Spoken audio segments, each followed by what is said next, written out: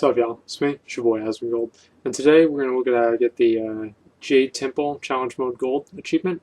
And basically, here I'm on my rogue, and this is actually the first one that my group here has done together.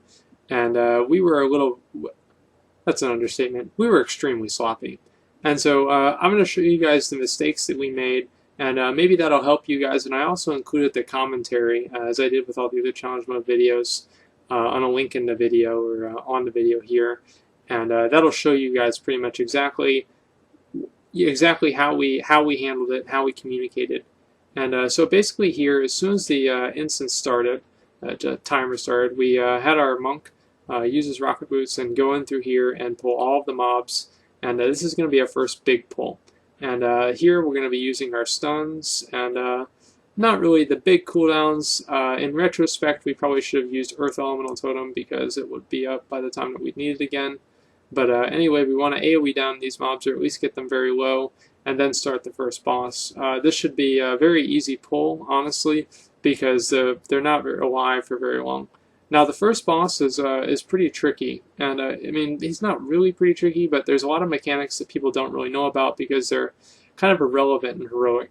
Now, the first one is Hydro Lance. That's whenever he, as you can see, he empowers like one of the three places, the sets of water, and he puts he shoots like water at it, and if it hits you or you're nearby this this explosion here, as you can see, like there's one right to my left here, and it's about to explode, and it will do a lot of damage if you're nearby it. It will almost kill you, and so you want to be paying attention and watching out for that. Now, the other things that, well, there's something that's very special in challenge mode. If you get too far away from him, outside this inner circle here about where the efflorescence is, and you get probably past that efflorescence, basically the circle that the water would have created, but it's it's broken. And if you get past that, he'll start shooting beams at you, or little bolts at you, and they do about 70k damage. And so it forces you to kind of use the room that you do have and be very careful with where you kill the ads, because obviously the ads leave behind a puddle. And so that's a new challenge mode mechanic that a lot of people might not really know about. As you can see, our tank just got hit by Hydro Lance, and I think he did that on purpose for vengeance, but as you can see, it took him a little bit under half, I think, and he's a tank, so definitely want to watch out for that. Now, other than that, you just need to be killing the ads. There's not really anything special about killing the ads. Basically, another thing is that if you position yourself right under those pillars, right to the left of me, right at the top of the ramp, right under those pillars, that's a good place for range to position themselves for phase 2. And the reason for that is basically whenever he does his water swirl, he'll hit you with it, and you'll take damage. You'll take like 150k damage, but it won't move you, and so you'll never have to actually stop casting. So you won't have to actually run around a circle and stop casting. And so if you have very strong heals, but your DPS is lacking, or you're just going for a very fast time, it's definitely a very effective method, is you stand right under those pillars. And I think that we'll have somebody in our group do it, so I can show you guys. And as you can see, I'm getting hit by those bolts, and you want to watch out for those. And like here, I thought it was actually fucked. But we actually were able to pretty much get everybody up, and I was amazed. And the reason for that is mostly because there's no real damage that goes out in this phase. There's nothing that really happens. And basically you just need to be running around. Oh, and if you touch the water actually does a pretty significant amount of damage. But as long as you can get into this phase, basically, I mean, like anybody can solo this phase because there's no damage going out. All you have to do is run around in the circle. And as I guess we did opt out not to have our range stand under the pillar, because we were already kind of at a disadvantage from having some of our players die, and that did kind of cause us some trouble. But anyway, so as soon as we kill that boss, we run across as fast as we can, and basically then we're going to be starting the next pulse. Now, I do this one of two ways. Our tank wanted to do it this way, and so I was just like, well, whatever. We'll just, we'll do it however he wants to do it. And basically, what we were going to do is we were going to pull this pack of 3, the Shaw in the corner, and the Talking Fish, and we were going to use an Invis Potion through the rest of them. And I think that's actually what we did, but I just don't remember. And I'll show you guys. Obviously, basically you can pull more or you can pull more. You can pull less. As I said, this is our first instance together, and so we weren't really very familiar playing with each other and what to expect, and so we were very conservative with what we were pulling.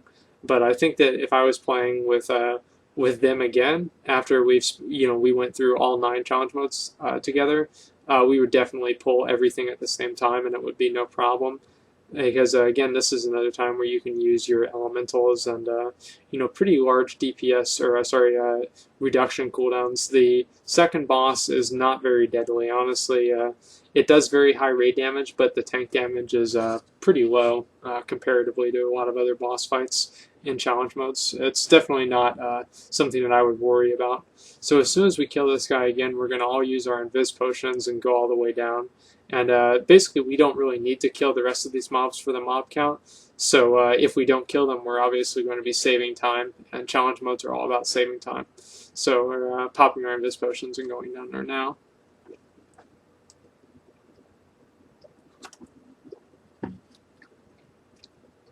Now, some people may know that there's like the possibility that you can get the suns in heroic mode. You can't get them in challenge mode. It's always the peril and strife or something like that, conflict or something like that. I don't really remember. And just the way I do it, I always start on strife. And basically, we're going to switch at 8 stacks because basically, whenever the more that you attack one of these guys, the more damage they deal. And if you attack them, and whenever they get 10 stacks, they become immune. And when they become immune, they're not going to take your dot damage, and it's very bad. You do not want them to go immune. And so basically, at 8 stacks, we're going to switch, and then we're going to go over to peril, and then we're going to go back and forth, back and forth, back and forth. And I did forget to mention this, but I will mention it now. It's not really super important, but we were using heroism on the first boss, and also again on the last boss. I think it's the most efficient way of doing it. You don't really have to use it on the last boss if you can push him before the second shadow phase without heroism, but heroism just helps, and it kind of lines up that way. But if not, you can also use it on the third boss, which is also a pretty good use of it too, because the third boss is very tank and spank. But this is just make sure, I mean, obviously you know when their stacks fall because they get smaller. And so whenever you stop attacking them, they'll get smaller. And whenever they get smaller, they also do less damage. And so it's like there are like multiple reasons why you do not want to be attacking both of them at the same time. You can multi-dot them or something like that. But if you're going to do that, you should probably, what I try to do is I tried to put my dots on them right before I switched off, because by the time I switched back on, my dots would still probably be on there anyway. So I didn't really want to deal with anything super risky. And after this, this next room is a room that you can pretty much pull at your own discretion. Now the little ads actually do a pretty good amount of damage, and you want to watch out for them. But it's most important to interrupt the Minions of Doubt.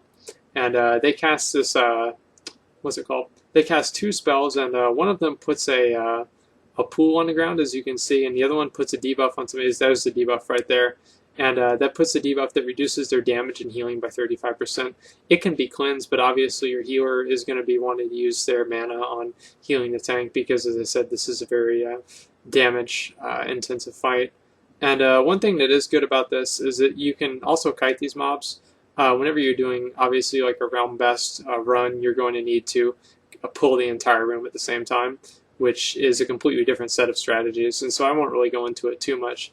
But basically, it's just very important that you interrupt as many of these debuffs as possible, and just make sure that you're not interrupting the pools, because the pools are just not as important, because you can move out of the pools. Whereas if they're casting debuffs, you can only dispel 1 debuff every 8 seconds, and so it's going to really slow down your DPS. And you can assign people, or just there are a lot of different ways that you can handle it, but whatever works for your group. But anyway, you can chain pull these, you can wait and get mana. It just really kind of depends. Like, this is a place where if you're behind on time, you can really catch up on time.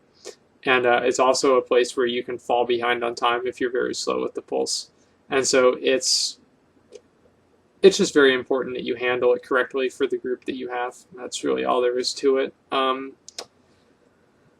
than that, it's pretty much it. You've It kind of depends on what healer you have, if you'll need mana after this fight, but you probably will have time anyway, and so you won't really need to worry about like, oh well, my healer doesn't have any mana or whatever else, because you're probably going to have a time where you're out of combat whenever the boss is spawning.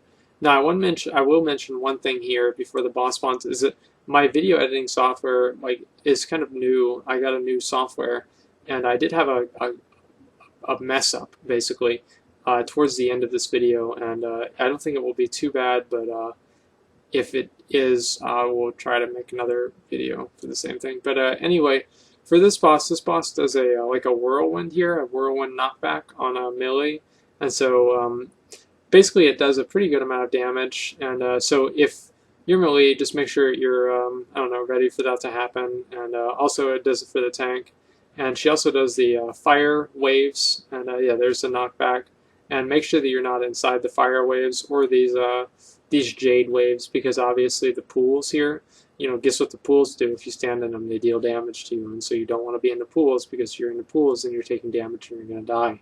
You know, kind of common sense stuff, but you know, just making sure everybody knows. Now, whenever she goes into the her like Yulon form or whatever.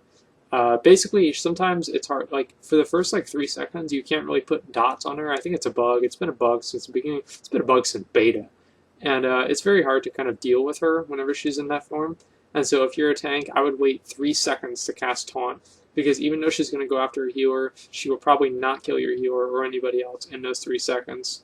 And as soon as she dies, we all are going to group up at green, and then somebody's going to run up there and aggro those 3 mobs. You can see our tank is aggroing those 3 mobs, and he's going to use the Stallion War Banner, and basically he's going to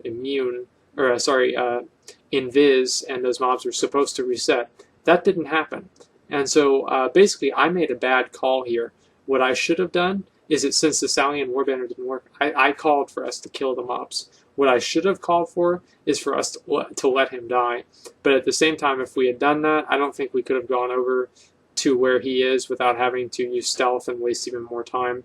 And the minions of Doubt can also see stealth, so it was not an option to, stealth across. And it would kind of be a problem either way. But basically, you have one player aggro them towards one side of the room, and then the rest of your group go to the other side of the room. Then that other player who aggroed them in one way or another drops combat with the mobs and resets them. And while they're resetting, as I was saying before, your group is moving in and getting in position for the boss. Now, there's a possibility that, well, there's not. I'm not even going to talk about that. Basically, everybody should be stacked up at about 10 seconds into the boss fight. Right now, I'm not stacked up because we were kind of behind on time, and so I wanted to make sure that we were able to actually meet the timer. And basically, whenever he casts the Shadows of Doubt phase, if everybody is perfectly stacked up, all of the ads will spawn on top of each other, as you'll see in just a second. There, see, all the ads are spawned right on top of each other. And basically what that's going to allow me to do, and everybody to do, is AoE them down very quickly and make this phase last for as little time as possible. Now, as soon as we get out of this phase, we're going to pop Heroism and basically just go ape shit on him. Usually in most groups, you're able to kill him before he goes into the next shadow phase. We were terrible. And so, I mean, like, this run was just absolutely littered with just horrible, stupid, brainless fucking mistakes. And obviously, I think that, in a way, I kind of want you guys to see how we react to them, because that's more of reality. Like, you're probably not going to have a perfect run, you know? And so I did include the commentary again, and so you guys can see exactly how we react to things not exactly going the way that they're supposed to. Another thing, oh, it's a good thing I remembered this. Another thing that you guys need to know is basically whenever he puts a debuff on somebody in this last fight, it pulses for damage, but it can be dispelled before it pulses. And it's possible to dispel it all the time before it pulses at all. And so your healer needs to be on top of dispelling the debuff. But other than that, that's pretty much it. You just need to kill this boss. And as you can see, we did it even with 2 phases, and that was it. So thanks for watching, and like, comment, subscribe.